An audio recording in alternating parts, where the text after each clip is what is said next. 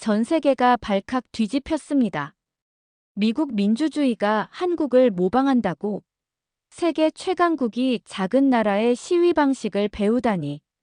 실제로 2025년 1월 하버드 대학에 유출된 정부 기밀 문서 하나가 미국 전역을 뒤흔들었습니다.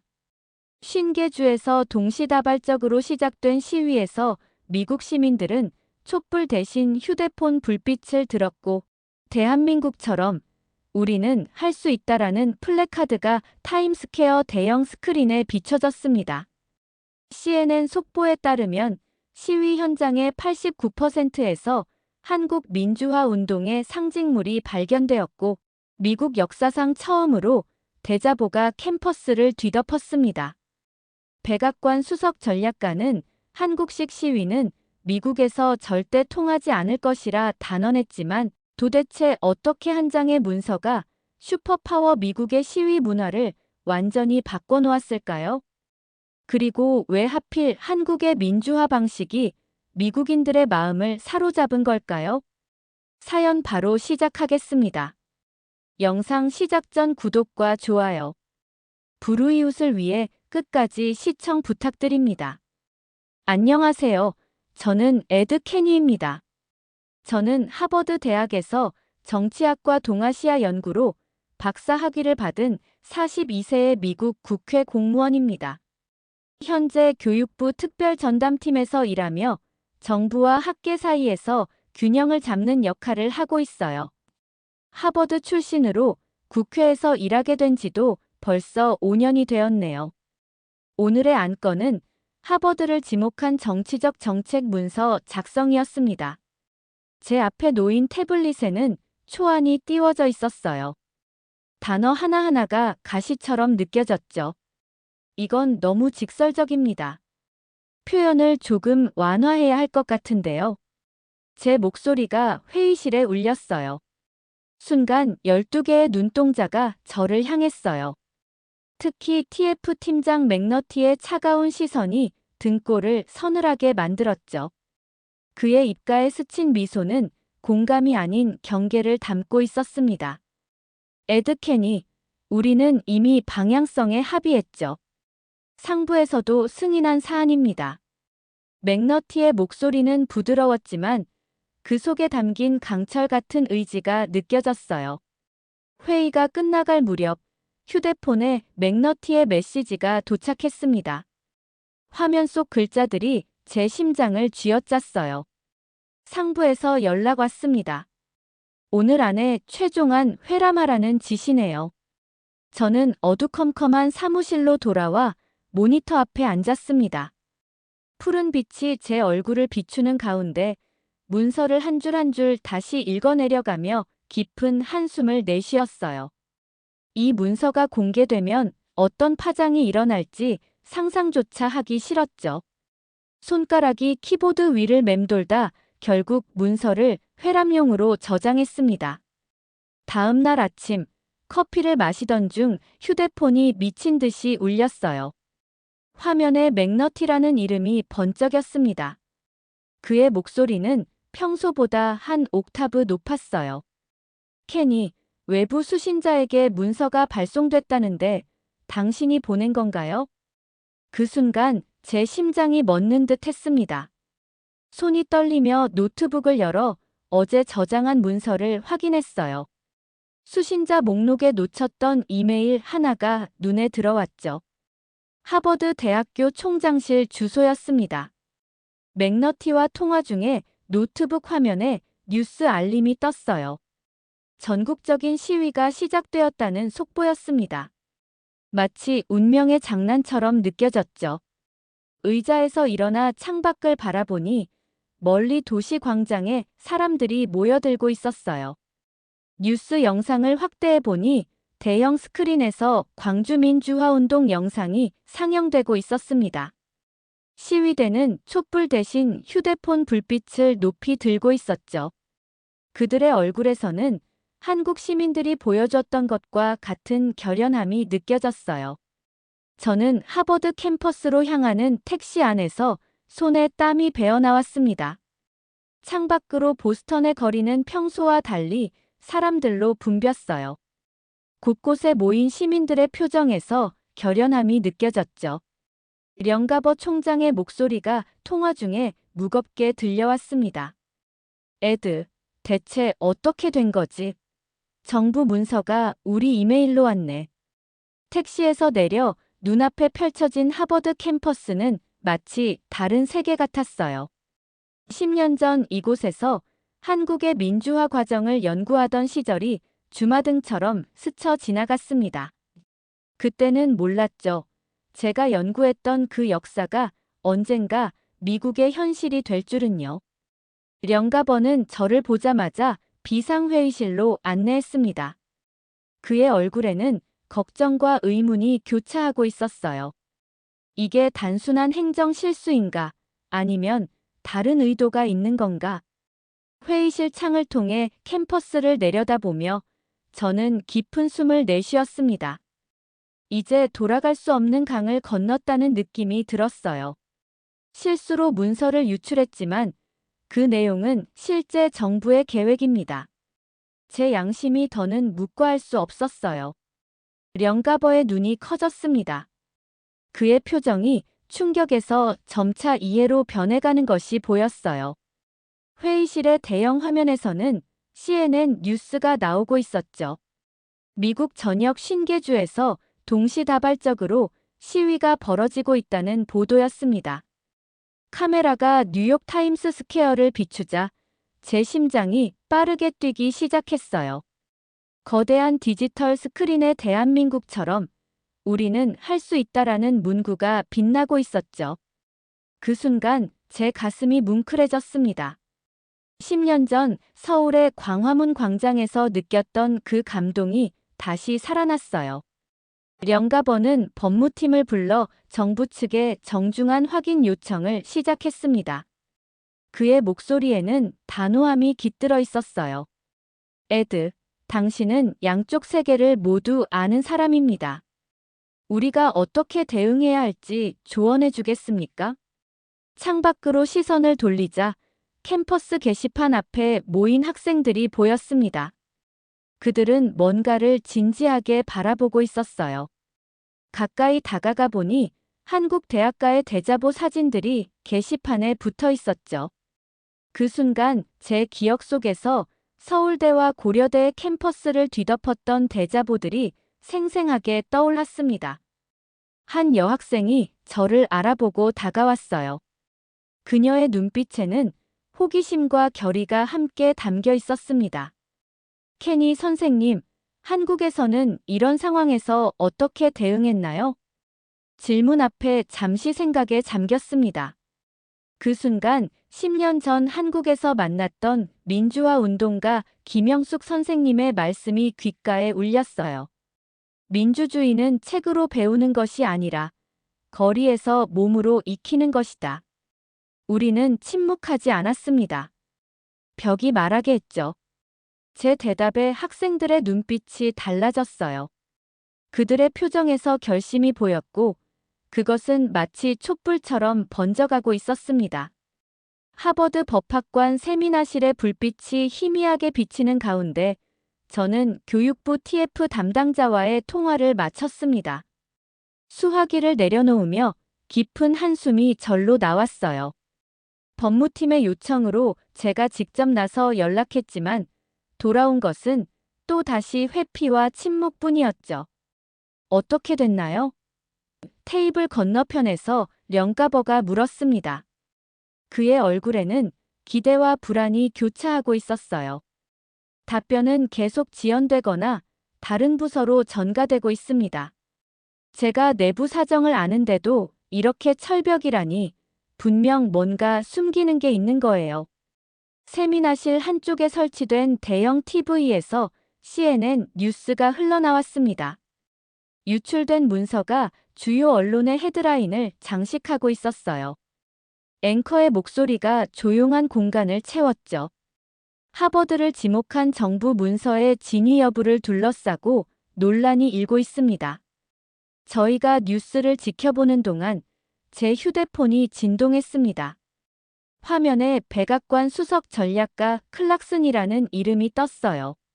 령가버와 시선을 교환한 후 통화 버튼을 눌렀죠. 클락슨의 목소리는 부드러웠지만 그 속에 담긴 압박감은 마치 추운 겨울바람 같았습니다. 에드, 자네가 끼어들 일이 아니네. 과잉 반응하지 말고 정부를 신뢰하는 게 현명할 거야. 통화를 마치고 창가로 걸어갔습니다. 하버드 야드에는 수백 명의 학생들과 시민들이 모여 있었어요. 그들은 질서정연하게 서 있었고 누구도 소리 지르거나 과격한 행동을 하지 않았죠. 마치 서울 광화문 광장의 모습을 그대로 옮겨놓은 듯 했습니다.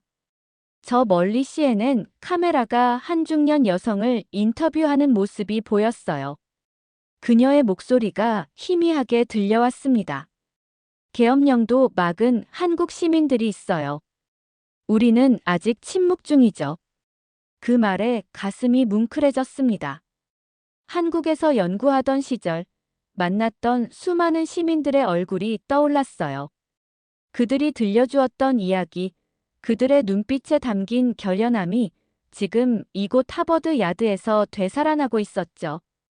캠퍼스를 가로질러 학생회관으로 향했습니다. 멀리서부터 학생들의 열띤 토론 소리가 들려왔어요. 학생회관 로비에 들어서자 한국학연구회의 데보라 쿨란 교수가 학생들과 둘러앉아 이야기를 나누고 있었습니다. 시국선 업문이라는 개념이 흥미로워요. 한국에서는 이것이 어떤 의미였나요? 한 학생이 질문했고 데보라는 학생들에게 한국 민주화 운동의 역사를 설명하고 있었죠. 그때 한 중국인 유학생이 불쑥 끼어들었습니다. 한국 시위는 사실 천안문 시위를 모방한 것이다. 순간 로비가 조용해졌어요. 저는 말하려다 참았습니다. 이것은 학생들이 스스로 진실을 찾아가야 할 순간이었죠. 그때 한국인 유학생 김민수가 차분하게 일어섰습니다. 민수의 목소리는 작지만 확신에 차 있었어요. 천안문 시위는 1989년 6월 4일에 중국 정부에 의해 무력 진압되었습니다. 반면 한국의 6월 항쟁은 1987년의 시민들의 승리로 마무리되었죠. 시간적으로도 한국이 먼저였고 무엇보다 그 결과가 달랐습니다. 한국은 민주화에 성공했어요. 민수는 준비해온 자료를 차례로 보여주었습니다. 국제 언론이 보도한 한국의 6월 항쟁 기사들, 그리고 그 이후 민주화 과정의 기록들이었죠. 그의 설명을 들으며 학생들의 표정이 점점 진지해졌어요. 중국 학생은 더 이상 반박할 말을 찾지 못하고 자리를 피했습니다. 그 자리에 남은 미국 학생들의 눈빛이 달라져 있었어요. 그들의 표정에서 한국의 민주주의에 대한 존경과 호기심이 읽혔죠. 데보라가 저에게 미소를 지었습니다. 그녀의 눈빛에는 이제 시작이다라는 메시지가 담겨 있었어요. 저도 그녀의 마음을 읽고 고개를 끄덕였죠. 하버드 정치학과 강의실에 나무 패널이 둘러싸인 역사적인 공간에 서서 저는 오늘의 특별 강연을 지켜보고 있었습니다. 제 모교에서 특별 강연자로 초청받은 것은 영광이었지만 이런 격동의 상황에서일 줄은 몰랐어요. 창문을 통해 들어오는 오후의 햇살이 윌리엄스 교수의 은발을 비추고 있었습니다. 그는 칠판 앞에 서서 한국의 민주화 과정을 설명하고 있었어요. 1987년 6월 한국 시민들은 독재 정권에 맞서 거리로 나섰습니다. 그들의 평화적 저항은 결국 계엄령 해제와 민주화를 이끌어냈죠. 윌리엄스의 목소리가 강의실을 울리는 가운데 학생들은 숨소리조차 내지 않고 경청했습니다. 마치 과거와 현재가 교차하는 순간이었어요. 창밖으로는 캠퍼스에 모인 시위대가 보였고 강의실 안에서는 30년 전 한국의 이야기가 펼쳐지고 있었죠. 강의가 끝나갈 무렵 뒷자리에 앉아있던 학생 제임스가 손을 들었습니다. 그는 체구는 작지만 카리스마가 넘치는 학생이었어요. 교수님, 우린 왜 시국선언을 안 합니까? 한국 학생들처럼요. 그의 질문에 강의실이 잠시 고요해졌습니다. 윌리엄스는 당황한 듯 했지만 곧 저를 바라봤어요. 케니 선생님, 어떻게 생각하십니까? 실제 한국에서 연구하셨던 분으로서 말입니다. 모든 시선이 저에게 쏠렸습니다. 목을 가다듬고 앞으로 나섰어요. 제 머릿속에는 10년 전 서울대학교에서 본 대자보와 시국선 언문들이 생생하게 떠올랐습니다. 시국선언은 단순한 성명이 아니었어요. 그것은 지식인의 양심과 책임이 담긴 행동이었죠. 침묵하는 것보다 목소리를 내는 것이 더 큰 의미가 있었습니다. 학생들의 눈빛이 변하는 것을 느낄 수 있었어요. 그들의 표정에서 결심과 용기가 엿보였습니다. 강의가 끝난 후에도 많은 학생들이 자리를 뜨지 않고 남아 토론을 이어갔어요. 저녁이 깊어갈 무렵 학생회관의 회의실에는 여전히 불빛이 켜져 있었습니다. 유리창 너머로 들여다보니 제임스와 데보라 쿨란을 중심으로 학생들이 모여 무언가를 열심히 작성하고 있었어요. 그들의 얼굴에는 피로함보다 사명감이 더 크게 자리 잡고 있었죠. 밤새 학생들은 시국선 언문을 작성했고 다음 날 아침 일찍 대자보 형식으로 게시판에 부착했습니다. 아침 햇살에 비친 하얀 종이 위에 검은 글씨가 마치 진실을 외치는 목소리처럼 느껴졌어요. 우리는 권력의 압력 앞에 침묵하지 않습니다. 학문의 자유와 민주주의의 가치를 지키기 위해 목소리를 높입니다. 첫 대자보가 붙자 캠퍼스는 술렁이기 시작했습니다. 일부 학생들은 대자보를 비웃거나 심지어 찢기도 했어요. 이게 무슨 소용이 있겠어? 라며 조롱하는 목소리도 들렸죠. 그러나 다음 날 놀라운 일이 벌어졌습니다. 찢겨나간 대자보 자리에 더 많은 대자보가 붙었어요. 마치 봄비 내린 후 돋아나는 새싹처럼 캠퍼스 곳곳에 대자보가 피어났습니다. 한국의 대학가를 연상시키는 광경이었죠. 대자보의 내용은 하루가 다르게 진화했어요. 처음에는 단순한 항의였지만 점차 체계적인 논리와 역사적 사례를 담은 설득력 있는 글로 발전해 갔습니다. 학생들은 한국의 민주화 과정을 연구하고 그 교훈을 미국의 현실에 적용하고 있었어요. 령가버 총장은 비상대책회의를 소집했습니다. 오크나무 테이블을 둘러싼 행정부와 교수진의 표정은 심각했어요. 학생들의 움직임을 어떻게 볼 것인가? 교육부는 이미 압박을 가하고 있습니다.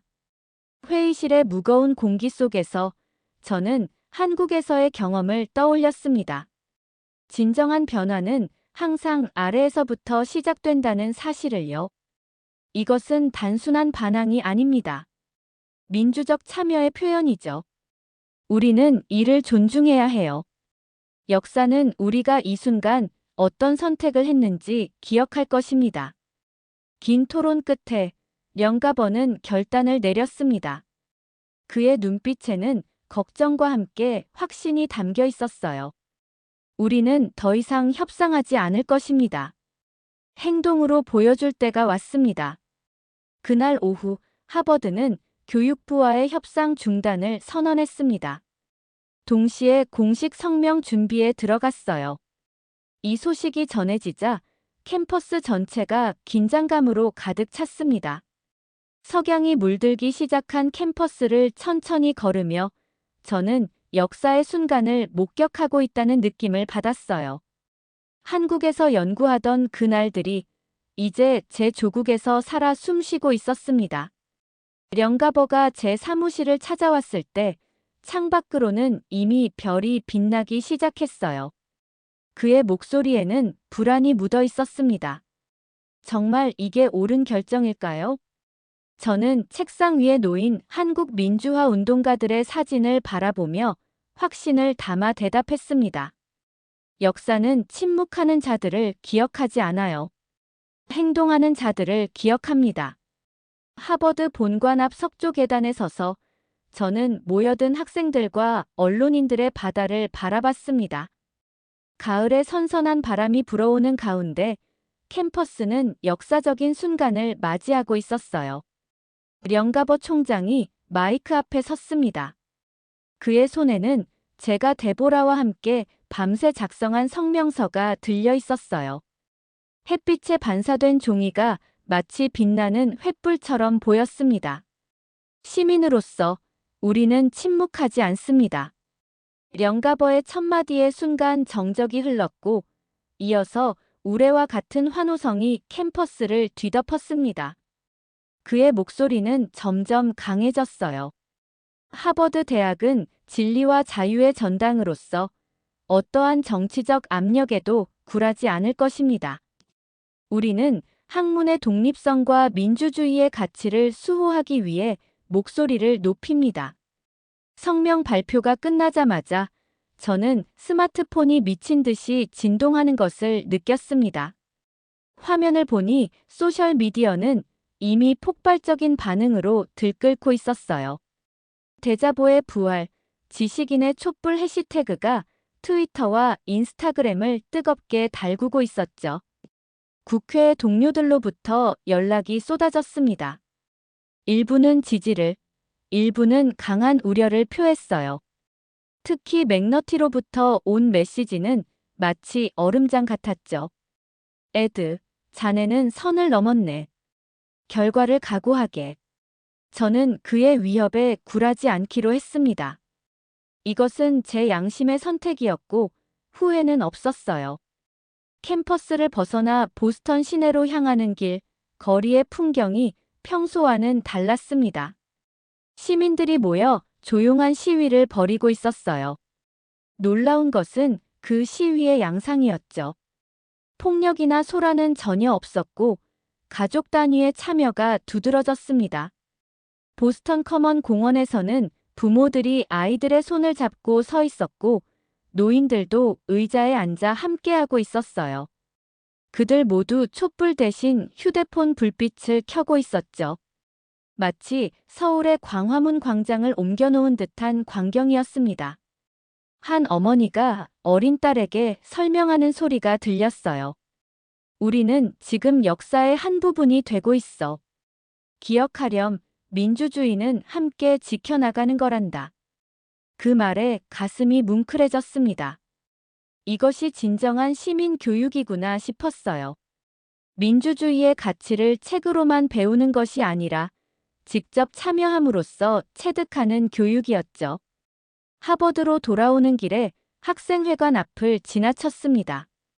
대자보를 주도했던 제임스와 그의 친구들이 취재진에 둘러싸여 있었어요.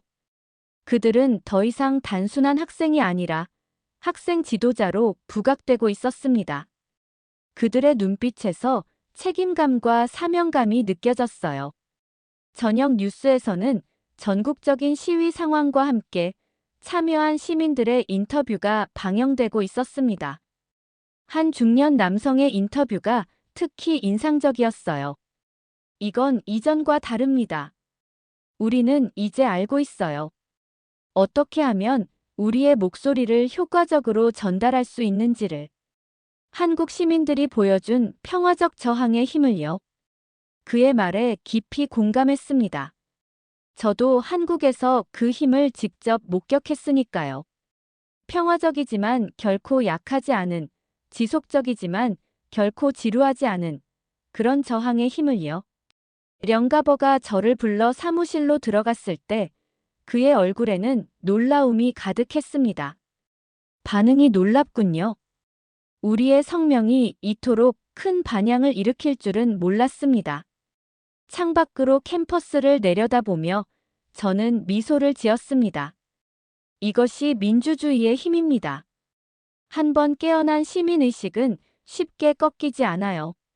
석양이 캠퍼스의 첨탑을 붉게 물들이는 가운데 저는 미래에 대한 희망을 느꼈습니다. 학생들의 눈빛에서 보았던 그 확신, 거리에서 만난 시민들의 평화로운 결의 그리고 무엇보다 한국과 미국을 잇는 민주주의의 정신이 있기에 이 여정은 분명 의미 있는 결실을 맺을 것이라고 믿었어요. 사무실에 혼자 남아 저는 노트북 화면을 뚫어지게 바라봤습니다. CBS 뉴스에서 데보라 쿨란의 익명 인터뷰가 방영되고 있었어요. 그녀의 얼굴은 모자이크 처리되어 있었지만 목소리에서 묻어나는 떨림은 감출 수 없었습니다. 이 문서는 계획적인 유도 작전의 일부였습니다. 하버드를 압박하려는 의도였죠. 저는 숨을 들이켰어요. 예상은 했지만 이렇게 공개적으로 인정될 줄은 몰랐습니다. 다음 순간 데보라의 말이 저를 더 놀라게 했어요. 나는 박근혜 퇴진 시위에서 배웠습니다. 비폭력은 무기입니다. 우리는 그 무기를 두려워했죠. 카메라는 인터뷰어의 놀란 표정을 잡았습니다. 한국의 촛불 시위가 미국 정부 내부 정책에 영향을 미쳤다는 말씀인가요? 데보라의 목소리는 흔들렸지만 단호했어요. 그렇습니다. 우리는 한국 시민들이 보여준 평화적 저항의 힘을 두려워했습니다. 그들이 이룬 성과가 언젠가 미국에서도 재현될까 봐요. 인터뷰를 보며 가슴이 벅차올랐습니다. 한국의 민주화 정신이 이렇게 먼 나라의 정치까지 변화시키다니 감격스러웠어요. 동시에 데보라의 안전이 심각하게 걱정됐습니다. 그 걱정은 현실이 되었습니다. 다음 날 아침 캠퍼스로 향하는 도중 데보라에게서 급한 전화가 왔어요. 그녀의 목소리는 공포에 질려 있었습니다. 에드, 제 신원이 온라인에 퍼졌어요. 일부 극단주의 사이트에서는 제 주소까지 공개하면서 위협을 가하고 있습니다. 즉시 차를 돌려 데보라의 아파트로 향했습니다. 그녀의 아파트 앞에 이미 몇몇 언론사 차량이 주차되어 있었어요. 데보라는 창문을 통해 저를 알아보고 문을 열어주었습니다. 그녀의 얼굴은 창백했고 손은 미세하게 떨리고 있었어요. 노트북 화면에는 그녀에 대한 온라인 공격과 위협이 가득했습니다. 일부 극단주의 사이트에서는 그녀를 국가의 배신자로 몰아세우고 있었죠. 괜찮아요? 당장 안전한 곳으로 가야 해요. 제 목소리가 걱정으로 떨렸습니다. 데보라는 잠시 침묵했다가 고개를 들었어요. 그녀의 눈에는 두려움 속에서도 결연함이 빛나고 있었습니다. 에드, 저는 괜찮습니다. 이런 상황을 예상하고 있었어요. 진실을 말하는 것이 더 중요하다고 생각했습니다. 그 순간 창밖에서 소리가 들렸습니다. 아파트 앞에 학생들과 시민들이 모여들기 시작한 것이었어요. 처음에는 위협을 가하러 온 사람들인 줄 알고 걱정했지만 그들이 들고 있는 팻말을 보고 안도했습니다. 내부 고발자는 민주주의의 수호자다 진실을 말한 용기에 박수를 데보라와 함께합니다. 학생들이 데보라의 아파트 주변을 둘러싸며 인간 방패를 형성하고 있었어요. 마치 한국에서 보았던 시민들의 연대처럼 그들은 자발적으로 모여 약자를 보호하고 있었습니다. 데보라의 눈에서 눈물이 흘러내렸습니다. 이건 제가 한국에서 배운 것과 똑같아요. 시민들의 자발적인 연대가 진정한 민주주의의 힘이죠. 그날 오후 하버드 학생회관에서 긴급 회의가 열렸습니다. 분위기는 진지했고 참석자들의 표정은 결연했어요. 제임스가 나서서 발언했습니다. 우리는 쿨란 교수님을 보호해야 합니다. 그녀의 용기가 헛되지 않게 해야 해요. 진실을 말한 사람이 위협받는 사회는 민주사회가 아닙니다. 학생들의 뜨거운 박수 속에서 영가버 총장도 단호한 지지를 표명했습니다. 하버드는 진실과 용기의 편에 서야 합니다. 우리는 쿨란 교수를 모든 수단을 동원해 보호할 것입니다. 회의 도중 뉴스 속보가 모두의 스마트폰에 동시에 울렸습니다. 일부 언론에서 의회 청문회 가능성을 암시하는 보도가 나온 것이었어요. 회의실이 순간 조용해졌습니다. 저는 잠시 생각에 잠기다가 결심한 듯 자리에서 일어났습니다. 의회 청문회라면 제가 주도할 수 있습니다. 위원회에 영향력을 행사할 수 있어요. 이 문제는 이제 학교를 넘어 국가적 차원으로 확대되고 있습니다. 우리는 준비해야 합니다. 다음 날 아침 캠퍼스 밖으로 나갔을 때 예상치 못한 광경이 펼쳐졌습니다. 데보라의 아파트 앞뿐만 아니라 하버드 캠퍼스 전체를 시민들이 둘러싸고 있었어요. 그들은 마치 성벽처럼 서 있었습니다. 특히 인상적이었던 것은 다양한 연령층의 참여였어요. 한 백발의 노인은 내 손주들을 위해 서 있습니다라고 쓰인 팻말을 들고 서 있었습니다. 그의 옆에는 손주로 보이는 어린 소녀가 함께 서 있었죠. 세대를 넘어 이어지는 민주주의의 연대를 목격하는 순간이었습니다. 캠퍼스 창가에 서서 그 광경을 바라보며 문득 한국에서의 기억이 선명하게 떠올랐어요. 진실을 위해 거리에 선 시민들, 그들의 눈빛에서 보았던 확신과 용기를요. 같은 눈빛이 지금 여기 미국에서도 빛나고 있었죠.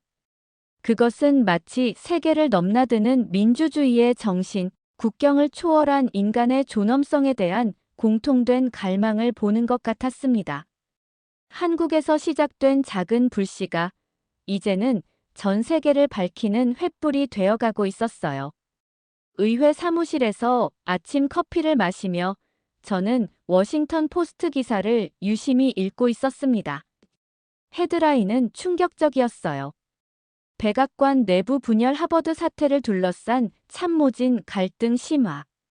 기사에 따르면 클락슨과 중도파 참모들 사이에 심각한 의견 충돌이 있다는 내용이었습니다. 특히 눈에 띄는 문장이 있었어요. 일부 참모들은 한국처럼 번질 것이라며 강경책 철회를 권고했지만 클락슨은 여전히 강경책을 고수하고 있다. 저는 입가에 미소를 지을 수밖에 없었습니다. 한국처럼 번질 것이라는 표현이 의미하는 바가 무엇인지 정확히 알고 있었으니까요. 한국의 촛불혁명이 이제는 정치적 언어로까지 자리 잡았다는 사실이 놀라웠어요. 의회 동료 마틴이 사무실에 들어왔습니다. 그의 표정은 진지했어요. 에드, 상원에서 움직임이 있어. 하버드 출신 의원들이 앞장서서 공개 질의를 시작했어. 마틴의 태블릿을 통해 상원회의 장면을 보았습니다. 상원 의원 캐럴 블레이크가 강단 있는 목소리로 발언하고 있었어요. 우리는 이 문제의 진상을 밝혀야 합니다. 교육기관에 대한 정치적 압력은 민주주의의 근간을 흔드는 일입니다. 하버드 사태는 단순한 대학 문제가 아닌 우리 민주주의의 건강성을 시험하는 사건입니다. 그녀의 발언에 여러 의원들이 박수로 화답했습니다. 이제 이 문제는 분명 국가적 차원으로 확대되고 있었어요. 제 휴대폰이 진동했습니다. 화면을 보니 데보라였어요. 에드, 백악관에서 움직임이 있습니다. 대통령이 이 문제에 관심을 보이기 시작했어요. 내부 소식통에 따르면 오늘 오후 특별회의가 소집되었다고 합니다. 그 말을 듣고 긴장했습니다. 대통령의 입장에 따라 상황이 완전히 달라질 수 있었어요. 지금까지의 모든 노력이 수포로 돌아갈 수도 있었죠. 확실한 정보인가요? 제가 물었습니다. 네, 신뢰할 수 있는 소식통입니다. 대통령이 직접 개입하기 시작했어요. 통화를 마치고 창가로 걸어갔습니다. 의회 건물 아래로 펼쳐진 내셔널몰에는 여전히 시위대가 모여 있었어요. 놀라운 것은 시위의 지속성이었습니다. 이미 2주가 넘게 계속되고 있었지만 시민들의 열기는 식지 않았죠. 망원경으로 자세히 보니 시위대 사이에서 질서정연한 움직임이 보였습니다. 그들은 서로 음식을 나누고 쓰레기를 모으고 노약자들을 배려하고 있었어요. 마치 하나의 작은 사회가 형성된 것 같았습니다. MBC 뉴스 카메라가 한 여대생을 인터뷰하고 있었어요. 화면 속 자막에 그녀의 이름이 보였습니다. 김소연, 하버드 대학 정치학과 대학원생이었죠. 우리는 한국 시민들에게서 배웠어요. 그들은 수개월 동안 촛불을 들고 서 있었습니다. 추위와 피로를 이겨내며 끝까지 포기하지 않았죠. 우리도 할 수 있어요. 그녀의 말에 가슴이 뭉클해졌습니다. 제가 10년 전 한국에서 연구했던 그 정신이 이제는 젊은 세대를 통해 다시 꽃피고 있었어요. 마치 민주주의의 DNA가 세대를 넘어 전해지는 것 같았습니다. 청문회 준비를 위해 자료를 검토하던 중 비서가 급하게 노크했습니다. 선생님, 백악관에서 메시지가 왔습니다. 그녀가 건넨 봉투를 열어보니 공식 서한이 아닌 작은 메모지였어요. 익명의 필체로 쓰여 있었습니다. 내일 중대 발표가 있을 예정. 대통령이 직접 나선다. 즉시 영가버와 데보라에게 연락했습니다. 내일 백악관에서 중요한 발표가 있을 것 같습니다. 준비해야 해요. 의회 동료들과 긴급 회의를 소집했습니다. 저는 테이블 위에 손을 펴고 단호하게 말했어요. 어떤 발표가 나오든 우리는 진실과 정의의 편에 서야 합니다. 이것은 정파적 문제가 아니라 민주주의의 문제입니다. 회의실 창밖으로 석양이 워싱턴 기념탑을 붉게 물들이고 있었습니다. 역사의 순간들이 이런 평범한 저녁에도 만들어지고 있다는 생각이 들었어요. 한 동료가 물었습니다. 에드, 정말 한국의 경험이 미국에도 적용될 수 있을까? 우리는 너무 다른 나라 아닌가? 저는 잠시 생각에 잠겼다가 대답했습니다. 민주주의의 본질은 어디서나 같습니다. 시민들의 목소리, 평화적 저항의 힘, 진실을 위한 용기. 이런 가치들은 국경을 초월해요. 한국이 이룬 성과는 단순한 한 나라의 역사가 아니라 인류 보편적 가치의 승리입니다. 회의실에 잠시 정적이 흘렀고 이내 모두가 고개를 끄덕였습니다. 우리는 함께 내일을 준비하기로 했어요. 그날 밤 사무실을 떠나기 전 창밖을 바라봤습니다. 워싱턴의 밤하늘에 별들이 빛나고 있었어요. 어딘가 멀리 한국의 하늘도 같은 별들로 가득할 것이라는 생각이 들었습니다. 같은 하늘 아래, 다른 시간과 공간에서 하지만 같은 가치를 위해 투쟁했던 모든 이들에게 감사함을 느꼈습니다. 하버드 대강당 뒤편의 작은 준비실에서 저는 초조하게 시계를 확인했습니다. 오늘은 민주주의는 수입 가능한가라는 주제로 공개 포럼이 열리는 날이었어요. 강당 밖에서 들려오는 웅성거림이 점점 커졌습니다. 거울 앞에 서서 넥타이를 바로잡으며 오늘의 의미를 다시 한번 되새겼습니다. 이 포럼은 단순한 학술 행사가 아니었어요. 지난 몇 주간의 사건들이 도달한 중요한 전환점이었죠. 복도를 걸으며 벽에 붙은 수십 장의 대자보를 천천히 살펴봤습니다. 그것들은 마치 갤러리처럼 정성스럽게 배치되어 있었어요. 처음 붙었던 날짜 순서대로 학생들의 민주주의에 대한 생각이 진화해온 과정을 보여주고 있었습니다. 정말 인상적이지 않나요? 데보라의 목소리가 들렸습니다. 그녀는 이제 위협에도 불구하고 당당하게 공개석상에 나서고 있었어요. 저는 미소 지으며 대답했습니다. 대자보의 힘입니다. 한국에서 보았던 그 장면이 여기서 재현되고 있어요. 데보라의 눈에는 깊은 감사함이 담겨 있었습니다. 당신이 아니었다면 불가능했을 거예요. 두 문화를 연결해준 다리가 되어주셔서 감사합니다. 무대로 올라가기 전 창밖을 바라봤습니다. 캠퍼스 광장에는 여전히 많은 시민들이 모여 있었어요. 하버드 야드의 잔디밭은 사람들로 가득했고 그들은 질서정연하게 앉아 대형 스크린을 통해 포럼을 지켜볼 준비를 하고 있었습니다. 대강당의 문이 열리고 포럼이 시작되었습니다. 첫 번째 발언자는 보스턴 시민 대표였어요. 그는 평범한 회사원처럼 보였지만 단상에 올라 침착하게 말했습니다. 이건 외침이 아닙니다. 약속입니다. 우리는 더 이상 침묵하지 않을 것을 약속합니다. 우리의 목소리가 작다고 해서 그것이 중요하지 않다는 뜻은 아닙니다. 그의 말에 강당은 잠시 고요해졌다가 뜨거운 박수가 터져 나왔습니다. 다음은 령가버 총장의 차례였어요.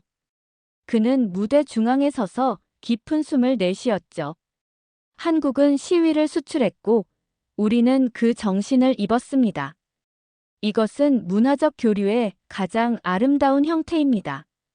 민주주의의 가치는 어느 한 나라의 전유물이 아니라 모든 인류가 함께 발전시켜 나가는 공동의 자산입니다. 그의 말에 다시 한번 박수가 쏟아졌습니다. 저는 차례가 되어 무대에 올랐어요. 단상에 서서 강당을 가득 메운 사람들을 바라보니 감격이 밀려왔습니다.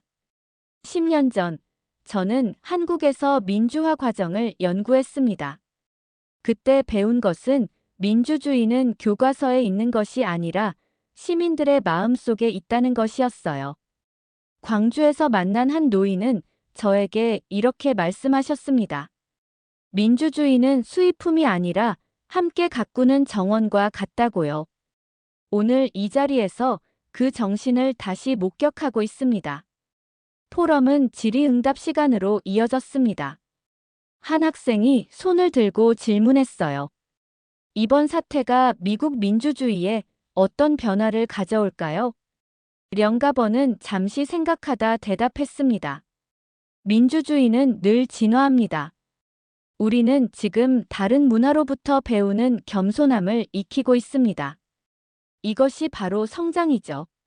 한국은 한때 미국의 민주주의를 배웠지만 이제는 그들만의 방식으로 발전시켜 우리에게 새로운 영감을 주고 있습니다. 이것이 진정한 문화적 교류입니다. 그의 말에 깊이 공감했습니다. 문화는 일방통행이 아니라 쌍방향으로 흐르는 것이니까요. 한국과 미국 두 나라의 민주주의가 서로에게 배우며 함께 성장하는 모습이 아름답게 느껴졌습니다. 포럼이 끝나갈 무렵 제 휴대폰에 메시지가 도착했습니다. 백악관 대변인의 공식 발표가 있었어요. 대통령은 하버드 대학에 관한 정책 문서를 공식 철회하고 관련자들에 대한 조사를 지시했습니다. 심장이 빠르게 뛰었습니다. 이것은 분명한 승리였어요. 포럼이 끝난 후 령가버와 데보라에게 소식을 전했습니다. 그들의 얼굴에 안도감이 번졌어요. 이제 끝난 건가요? 데보라가 물었습니다. 저는 고개를 저었습니다. 아닙니다. 이제 시작입니다. 의회 청문회는 계속될 것이고 우리는 이런 일이 다시 발생하지 않도록 제도적 안전장치를 마련해야 합니다. 더 중요한 것은 이번 경험을 통해 깨어난 시민의식을 계속 발전시켜 나가는 것이에요. 창밖으로 시민들의 환호성이 들렸습니다. 뉴스가 이미 퍼진 모양이었어요. 령가버가 창가에 서서 깊은 감동에 젖은 목소리로 말했습니다. 이것으로 끝이 아닙니다. 오히려 시작입니다. 우리는 이제 서로에게 배우는 법을 알게 되었어요. 강당을 나서면서 저는 마지막으로 데자보 갤러리를 바라봤습니다. 그중 한 장에 적힌 문구가 눈에 들어왔어요. 민주주의는 수입품이 아니라 연대다. 그 순간 제 마음속에 깊은 확신이 자리 잡았습니다. 우리는 이제 새로운 장을 열고 있었어요. 한국의 민주주의 정신이 영감이 되어 미국의 민주주의를 다시 일깨운 놀라운 여정이었죠. 그리고 이 여정에서 저는 두 세계를 연결하는 다리가 된 것을 자랑스럽게 생각했습니다. 석양이 하버드의 붉은 벽돌 건물들을 황금빛으로 물들이는 가운데 캠퍼스의 종탑에서 종소리가 울려 퍼졌습니다. 마치 새로운 시대의 시작을 알리는 것 같았어요. 사연자분께 전하고 싶은 말씀이 있으시면 댓글로 남겨주시면 전달해 드리겠습니다. 그러면 더욱 감동적인 다음 사연으로 넘어가겠습니다. 외국인들이 한국에 놀러 오는 이유가 뭔 줄 알아? 다 스파이니까. 그런 거야. 진짜 한국이 좋아서 오는 게 아니지. 여기 한국에 온 벨기에인들이 중국인과 욕설을 짓거리며 싸우고 있어요. 도대체 무슨 일인 걸까요? 과연 그 말이 맞는 걸까요? 안녕하세요. 저는 벨기에 출신 30대 여자 데이지라고 하는데요. 저는 다큐멘터리 제작팀의 감독으로 일하고 있어요. 이번에 새로운 프로젝트에 저희는 공산주의 중국을 하기로 했죠. 왜냐고요? 중국은 세뇌나 보안이 철저해서 외국인들이 어떤 나라인지 잘 모르거나 아니면 나라도 속고 잘못 아는 경우가 대다수라는 걸 저희는 알고 있죠. 그래서 중국의 진짜 민낯을 촬영하기 위해서 중국으로 하게 된 거죠. 아무래도 다큐멘터리 하나를 제작하려면 기본 1년이라서 저희는 베이징에서 1년 집을 계약하고 중국으로 가게 되었죠. 중국에서의 첫날은 정신없는 나날이었어요. 첫 번째 충격은 호텔에 체크인 할 때였어요. 벨기에에서는 간단한 신분증 확인으로 체크인을 마쳤지만 이곳에서는 안면 인식 시스템이 저희를 맞이했어요. 호텔 체크인이라기보다는 공상과학 영화에서나 나올 법한 얼굴 인식 시스템이 저희의 얼굴을 스캔했어요. 저희는 외국인이었고 시스템은 그런 저희를 좋아하지 않는 것 같았어요. 처음에는 입장이 거부되어 혼란스러웠고 리셉션에서 오랜 시간을 기다려야 했어요. 중국의 기술력과 엄격한 규제를 처음으로 맛보는 순간이었죠. 그냥 안면 인식이 아니라 신원 확인이었어요. 무엇보다 호텔에서 뿐만이 아니라 심지어는 몇몇 공용 화장실에서까지도 이 신원 확인을 해야 하더군요. 또 저희는 벨기에인이잖아요. 외국인이라 그런지 가끔 신원 확인 거부당할 때가 있었고 그 때문에 불편함도 꽤나 있었다고 말할 수도 있겠네요. 저희는 주로 베이징에 있었는데요. 이곳 베이징에서는 어디에나 CCTV가 많더라고요. 길모퉁이마다 건물마다 공공장소마다 CCTV가 설치되어 있었어요. 중국은 세계에서 가장 많은 CCTV를 보유하고 있는데 그게 자그마치 3억 대나 된다고 합니다. 믿겨지세요? 그리고 이 카메라들은 사람이나 차가 지나갈 때마다 플래시를 터뜨리며 찍었는데요. 마치 살아있는 것 같았죠. 저도 처음에는 그냥 교통 정리용이겠거니 싶었죠. 하지만 실상은 훨씬 더 불안했는데요. 바로 허페이 국립과학센터가 만든 사상을 분석하는 인공지능이었던 것입니다. 이 시설은 단순히 이미지를 캡처하는 데 그치지 않고 사람들의 시선, 표정, 심지어 뇌파까지 분석하여 그들이 중국의 사상 교육, 즉 공산당을 얼마나 잘 적극적으로 받아들이고 있는지 분석하는 기술이었죠. 심한 공산주의였죠. 그 때문인지는 잘 몰라도. 중국은 맥도날드와 같은 글로벌 프랜차이즈조차 죄다 한자로 바꿔서 쓰더라고요. 중국에서 심지어 베이징인데도 영어를 찾아보는 건 쉽지 않아요. 그러던 어느 날 우리는 노점상의 삶을 기록하기로 했어요. 50대 친근한 남성인 왕 씨는 작고 구부러진 수레에서 찐빵을 팔고 있었어요. 주름이 많고 능숙한 그의 손은 손님들에게 서비스를 제공하면서 연습한 듯 능숙하게 움직였어요. 촬영하는 동안 현직 경찰 한 명이 다가왔어요. 그는 허가증을 보여달라고 요구하며 우리의 의도를 의심했어요. 상황은 빠르게 악화되었고 왕 씨는 눈에 띄게 괴로워했어요. 그는 경찰관에게 자신은 단순한 노점상일 뿐이며 문제를 일으키고 싶지 않다고 설명하며 선처를 호소했어요. 결국 경찰관은 자리를 떴지만 이 사건은 우리에게 큰 충격을 주었어요. 우리가 밟고 있는 아슬아슬한 선을 극명하게 상기시켜준 사건이었죠. 또 저희는 중국의 어느 학교를 취재하기 위해 방문했는데요. 교가를 보니 그냥 꿈, 희망 이런 얘기가 아니라 중국의 공산당과 위대함에 대한 가사더라고요. 그걸 아이들은 잘 낭송하고 있었고요. 정말 충격이 아닐 수가 없었죠. 중국에서는 매일 새로운 계시와 새로운 이야기를 접할 수 있었어요. 또 알아보니까 중국의 사립이 아닌 학교는 대부분 이러 사상 교육을 받고 있더라고요. 특히나 세계는 중국의 적이다. 라는 사상을 많이요. 이게 세뇌가 아니면 뭐겠어요. 저는 놀랐죠. 마치 몇십 년 전에 아직도 살고 있는 것만 같았으니까요. 하지만 저희는 이걸 꼭 다큐멘터리에 남겨야겠다고 생각했어요.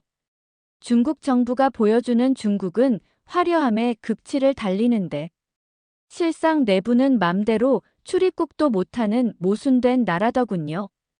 그리고 중국에서 체류한 지 약 2달도 안 되어 충격적인 법안이 시행되었어요.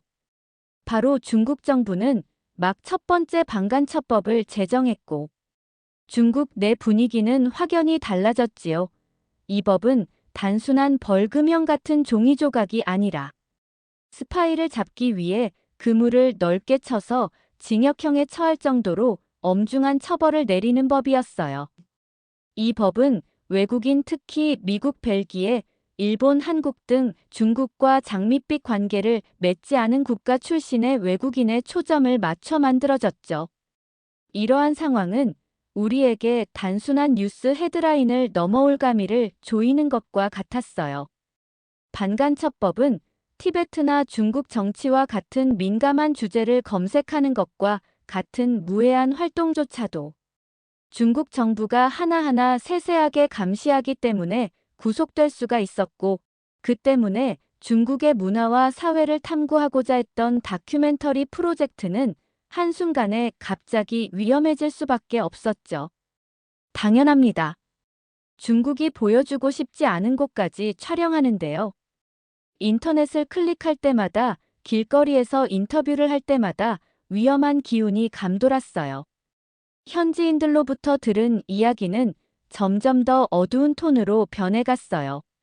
현지 상점 주인인 장 씨를 인터뷰했을 때가 생생하게 기억납니다. 그는 간첩 혐의로 체포되어 무려 10년형을 선고받은 50대 일본인에 대해서 들려주었는데요. 그 사람은 그저 간병인으로 일하고 있었다는군요. 중국의 반간첩법 규정은 좀 모호했어요. 시위하는 곳에 가기만 해도 간첩으로 간주될 수도 있었고 중국 정부에 대해서 검색만 해도 간첩으로 간주되니까 말이죠. 그건 첩보 소설 속 이야기가 아니라 바로 여기 중국 한복판에서 벌어지고 있는 일이었어요. 일을 계속하는 동안 두려움은 늘 함께 할 수밖에 없었는데요. 다큐멘터리 프로젝트로 인해 구금될 수 있다는 가능성이 없는 게 아니잖아요. 바람만 불면 바뀌는 법으로 인해 옳고 그름의 경계가 모호한 나라에서 우리가 그 선을 넘고 있는지 어떻게 알 수 있겠어요. 다큐멘터리 제작에 필요한 정보를 수집해야 했지만 그러기엔 중국 정부가 감시할 수 있는 인터넷은 위험했죠. 그래서 저희는 어쩔 수 없이 추가금을 내고 VPN을 사용해야만 했어요. 이건 저희같이 다큐멘터리를 만드는 사람뿐만이 아니라 베이징에 사는 사람 중 절반은 사용할걸요. VPN은 중국의 디지털 장벽 밖에 세계로 통하는 비밀 창구였지만 동시에 우리 등의 표적을 그리는 것처럼 느껴지기도 했어요. 로그인할 때마다 감시당하고 있다는 느낌. 어딘가에 우리 이름이 적힌 붉은 깃발이 올라가고 있다는 느낌을 떨쳐버릴 수 없었어요. 만약 들키면 더 큰 형벌에 처할 테니까요. 활기와 색채로 가득했던 중국의 거리에는 이제 불안한 기류가 흐르고 있는 것 같았어요. 사람들은 어깨 너머로 경계하는 눈빛을 보내며 서둘러 생업에 종사했어요. 대화는 조용했고 미소는 다소 억지로 지어졌어요. 마치 나라 전체가 숨을 죽이고 다른 신발이 떨어지기를 기다리는 것 같았어요. 또 한 가지 특별한 사건이 기억에 남네요. 지역 주민들의 일상을 담아내기 위해 공원에서 촬영을 하고 있었어요. 한 무리의 노인들이 태극권 수련을 하고 있더라고요. 분명 고요하고 아무런 문제가 될 없는 장면이었지만 2명의 경찰관이 다가오면서 분위기는 산산조각이 났어요. 그들은 저희에게 허가증을 보여달라고 요구하며 우리의 의도를 의심하더라고요. 그때까지 유지했던 침착한 태도는 서류를 더듬으며 우리 프로젝트를 설명하는 과정에서 흔들렸어요. 경찰관들은 우리를 풀어주었지만 우리가 촬영한 내용에 대해 조심하라는 경고를 하고 떠나더군요. 우리가 단순한 다큐멘터리 제작사가 아니라 마치 촬영하면 안 될 것을 촬영하는 기분이었다니까요. 그리고 나중에 또 알게 된 건데. 이런 반간첩법으로 인해서 저희 같은 많은 외국인들이 중국을 떠났고 혹은 오려던 외국인들이 안 가게 되었다는 사실이었죠. 당연해요. 간첩으로 간주되면 물론 무기징역도 있지만 혹은 출국을 못하게 하는 처벌도 있더라고요. 이해가 잘 안 돼요. 무엇보다도 중국에서 반간첩법이 시행되고 몇 개월 즈음부터 외국인이라는 이유로 눈에 띄는 차별을 받았어요. 저는 중국의 택시 앱 디디를 이용해서 택시를 콜한 적이 있어요. 그런데 분명 도착했지만 운전기사가 제 억양을 듣자마자 태도가 돌변했어요. 그는 말도 안 되는 변명을 중얼거리며 저희 팀을 태우기를 거부하더라고요. 결국 택시 기사님은 저희를 태우지 않고 환불만 해주고는 떠나더라고요. 외국인이라서 거절한 듯 싶었죠. 기분 탓이냐고요? 아니요. 이런 일이 한두 번이 아니니까요. 이러한 고립감은 비단 택시에만 국한된 것이 아니었어요. 한 오피스 빌딩에서 있었던 사건이 기억납니다. 저는 사람들에게 둘러싸여 엘리베이터를 기다리고 있었어요. 그런데 문이 열리고 사람들이 저를 보고 머뭇거렸어요. 호기심과 경계심 사이에서 갈등하는 듯 시선이 제 얼굴에 닿았다가 멀어졌어요. 그들은 외국인과 엘리베이터를 같이 타기보다는 다음 엘리베이터를 기다리기로 하고 하나둘씩 뒤로 물러났어요. 엘리베이터에 홀로 서서 그들의 경계하는 얼굴로 문이 닫히는 것을 지켜보면서 저는 타자화되는 느낌을 강하게 받았어요. 간첩 방지법은 우리가 하는 모든 일에 긴 그림자를 드리웠어요. 평화로운 소규모 시위에 참석했던 어느 날을 기억합니다. 번지르르한 안내 책자에서는 볼 수 없는 중국의 한 단면을 포착할 수 있는 흔치 않은 기회였어요. 저희 팀원과 저는 카메라를 셔터를 누르며 생생한 감정과 플래카드 결연한 표정을 포착했어요. 하지만 잠시 후 안전한 임시 숙소로 돌아오자 두려움이 엄습했어요. 당국이 이 사진을 본다면 어떻게 되는 거지? 간첩의 증거로 간주할까 그저 제의를 했을 뿐인데 구금될 수 있다는 생각에 온몸이 마비되었어요. 저는 강력한 이야기를 담고 있지만 우리를 위험에 빠뜨릴 수도 있는 사진을 삭제하는 어려운 결정을 내려야 했어요. 진실의 한 조각을 지우는 것 같아서 마음이 무거웠어요. 그러한 법의 영향과 그로 인한 차별은 단지 외부적인 것만이 아니었어요. 우리 팀의 역학관계에도 영향을 미치기 시작했어요. 우리는 더욱 조심스러워졌고 대화는 만약의 경우 조심해야 한다. 로 가득 찼어요. 모든 계획은 창의적인 장점뿐만 아니라 우리를 곤경에 빠뜨릴 수 있는 가능성도 면밀히 검토했어요. 우리는 언론의 진실성과 우리가 처한 상황에 현실 사이에서 균형을 맞추기 위해 살얼음판을 걷는 심정으로 노력했어요. 중국 정부는 우리가 인터뷰한 사람들과의 교류에도 영향을 미쳤어요. 많은 사람들이 카메라 앞에서 말하는 것을 주저했고 말을 할 때면 긴장한 듯 눈을 반짝였어요. 한 인터뷰 대상자인 어린 학생은 공원의 한적한 구석진 곳에서만 인터뷰에 응했어요. 중국의 미래에 대한 자신의 희망을 이야기하는 그녀의 목소리는 낮았고 눈빛은 초조했어요. 그녀가 두려워하는 것은 우리가 아니라 항상 듣고 있다고 믿는 보이지 않는 귀라는 것이 분명했어요. 단순한 친절조차도 의심의 눈초리로 바라보았어요. 어느 날 한 친절한 노인이 길을 잃고 헤매는 저를 보고 길을 알려주었어요. 우리가 이야기를 나누고 있는데 경찰이 다가와 질문을 하기 시작했어요. 그 남자의 친절한 태도는 사라지고 두려움으로 바뀌었어요. 그는 재빨리 자리를 떴고 저는 경찰관에게 제 존재를 설명할 수밖에 없었어요. 작은 사건이었지만 사람들의 행동을 지배하는 공포의 본질이 얼마나 만연해 있는지에 대해 깊은 인상을 남겼어요. 중국에 온 지 6개월째 되던 날 당국이 저희를 감시한다는 느낌이 조금 더 강해지더라고요. 물론 평소에도 경찰의 의심을 많이 사긴 했지만 이젠 더 이상 다큐멘터리를 정상적으로 진행할 수는 없을 것 같다는 판단을 했어요. 중국 정부의 철통 같은 통제는 구석구석 조용한 속삭임 경계하는 눈빛에서 느껴졌어요. 분명 민낯을 낱낱이 포착하겠다고 했지만 실상은 중국법의 세뇌가 되지 않은 저희조차도 두려워서 아무것도 할 수가 없었죠. 결국 더 이상 버티기에는 위험이 너무 컸고 무거운 마음으로 철수라는 어려운 결정을 내렸어요. 비좁은 베이징 사무실에 앉아 대충 상자를 포장하고 있었을 때였어요.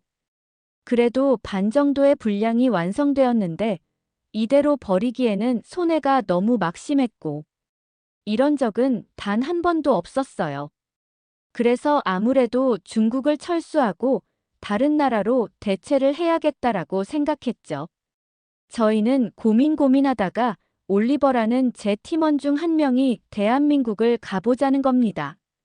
일당 같은 아시아국이니깐 너무 멀지도 않고 대조도 가능하겠다 싶었죠. 저희는 곧이어 만장일치로 한국으로 가기로 한 결정은 마치 신선한 공기를 마신 것 같았어요. 우리 모두는 중국의 억압적인 분위기를 뒤로 하고 떠나고 싶었어요. 마치 흑백의 세계에서 컬러로 가득한 세계로 들어서는 것과 같았어요. 서울에 도착한 순간부터 극명한 차이를 느끼며 활력을 되찾았어요. 서울거리에는 활기와 생동감이 넘쳤고 중국에서 익숙해져 있던 우울하고 감시로 가득한 길과는 극명한 대조를 이루었어요. 사람들은 베이징 사람들의 눈에서 보았던 공포의 흔적은 찾아볼 수 없었고 얼굴에는 미소를 머금은 채 여유롭게 산책하고 있었어요. 연인들은 달콤한 솜사탕을 먹으며 손을 잡고 걸었고 그들의 웃음소리는 우리에게 낯설지 않게 되었죠. 서울에서는 자유의 공기가 퍼져 있었죠. 우리는 카메라를 들고 거리로 나가 시민들의 일상을 담았어요. 여기서는 대놓고 카메라를 킬 수도 있었다니까요. 그야말로 민주주의 자유의 한국이었죠. 한강은 우리가 가장 좋아하는 장소 중 하나가 되었어요. 강변에서 피크닉을 즐기는 가족 자전거를 타는 친구들. 도시의 불빛 아래서 순간을 공유하는 젊은 연인들의 모습을 촬영했어요. 한강은 최근 우리의 과거를 흐리게 했던 문제들의 영향을 받지 않는 삶의 연속성을 상징하는 장소였어요. 가장 매혹적인 순간 중 하나는 한국 가치를 가까이서 본 것이었어요. 아름다운 깃털과 장난기 가득한 까치의 모습은 정말 장관이었죠. 카메라맨 중 한 명이 한국에서는 까치가 행운을 가져다 준다고 믿어요. 라고 속삭였어요. 어쩌면 그것은 우리와 우리 다큐멘터리에 더 좋은 날이 올 것이라는 징조였을지도 모릅니다. 우리는 또한 한국의 풍부한 역사와 문화에 매료되었어요. 우리 카메라는 수백 년의 역사를 간직한 서울의 고궁에서 새로운 이야기를 발견했습니다. 조선 왕조와 전통 한복 그리고 한국 서예, 예술에 대해 배웠어요. 매일매일 문화 역사 아름다움에 대한 새로운 교훈을 얻었어요. 음식은 우리 경험의 중요한 부분이 되었어요. 지글지글 구운 고기부터 든든한 비빔밥 한 그릇까지 한국 음식을 마음껏 먹었어요. 김치, 고추장, 된장의 풍미에 우리의 미각은 춤을 추었어요. 우리는 이러한 요리 체험을 촬영하며 음식뿐만 아니라 음식을 함께 나누는 사람들의 기쁨과 공동체의 모습을 담았어요. 하루가 몇 주가 몇 달이 지나면서 한국이 고향처럼 느껴지기 시작했어요. 현지인들의 미소와 친절은 중국에 있을 때 그리워했던 인류의 따뜻함을 끊임없이 상기시켜 주었어요. 두려움 없이 촬영하고 표현할 수 있는 자유는 해방감이었어요. 억압과 제약에 갇혀있던 다큐멘터리는 이제 문화와 자유, 인간 정신의 회복력에 대한 생생한 이야기로 꽃을 피웠어요. 그러던 어느 날 한강에서 친구들의 웃음소리와 함께 식사를 나누는 친구들의 모습을 촬영하고 있을 때 한 남성이 우리를 경멸하는 듯한 표정으로 바라보는 것을 발견했어요. 그는 중년의 어느 중국인 남성이었고 중국인 친구와 서로 대화하다가 저희를 보곤 다가온 거죠. 밝은 분위기와는 어울리지 않는 근엄한 표정을 짓고 있었으니깐요. 우리가 촬영을 계속하자 그 남자는 신중한 걸음으로 우리에게 다가왔어요. 이걸 왜 찍는 거죠? 당신들도 중국처럼 외국수입니까? 그는 대립적인 어조로 물었어요. 의심에 가득 찬 그의 비난은 공중에 떠다니며 유쾌한 장면을 더럽혔어요. 저희는 깜짝 놀랐어요. 아니요, 저희는 스파이가 아닙니다. 우리는 다큐멘터리 영화 제작자입니다. 저는 목소리를 차분하게 유지하려고 노력하며 설명했어요. 우리는 한국 일상의 아름다움을 포착하고 있어요. 그는 비웃었죠. 외국인들은 항상 목적이 있어요. 외국인들이 중국을 좋아해서 오는 줄 아세요. 스파이라서 오는 것 뿐이잖아요. 한국도 그런 거예요. 다 간첩이니까. 오는 거지 뭐. 저희는 분명 한국을 이젠 선진국이라 생각하고 있었는데 말이죠. 무슨 말인가 띠용했죠. 그건 사실이 아니에요. 우리는 한국의 자유와 발전을 존경합니다. 한국은 눈부신 발전을 이룩한 나라이며 인기 있는 관광지이기도 합니다. 제가 반박하자 우리 팀원들도 고개를 끄덕이며 동의했어요. 그 남자는 우리의 반응에 잠시 당황한 듯 보였지만 곧 평정심을 되찾았어요. 한국은 특별한 게 없어요. 다 겉모습일 뿐이죠. 그는 고집스럽게 주장했고요. 중국인들은 열등감이 있다고 들었는데 추월하니까 그런 듯 했어요. 결국 그 중국인 남성은 몇 분 동안 고집스럽게 떠들다가 끝끝내 떠나버렸죠. 저희는 이제 분량 10분 정도가 더 남았는데요. 곧 있으면 이 프로젝트도 끝나겠고 이 아름다운 한국도 떠나겠네요. 너무나도 아쉽지만 나중에 저희 다큐멘터리가 올라오면 꼭 봐주세요. 그러면 더욱 재미있는 다음 사연으로 넘어가겠습니다.